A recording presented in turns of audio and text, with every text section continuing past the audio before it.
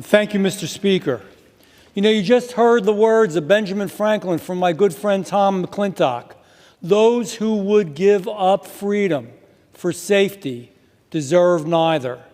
I hope that we aren't marked in history as the generation of Congress that was willing to give up American liberty and freedom. It is what we stood for. It is what we've worked for. It is what the men and women of this country have died for.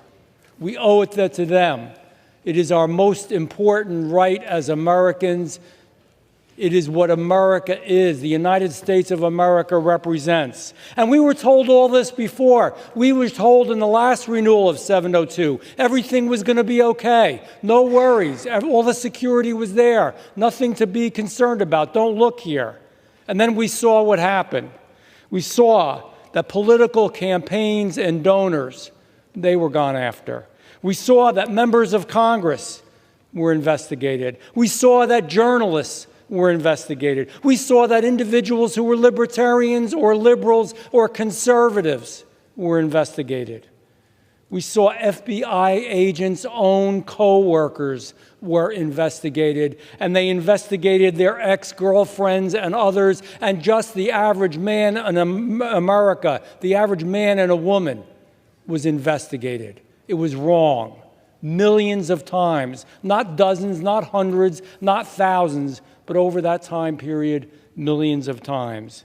Millions of illegal queries.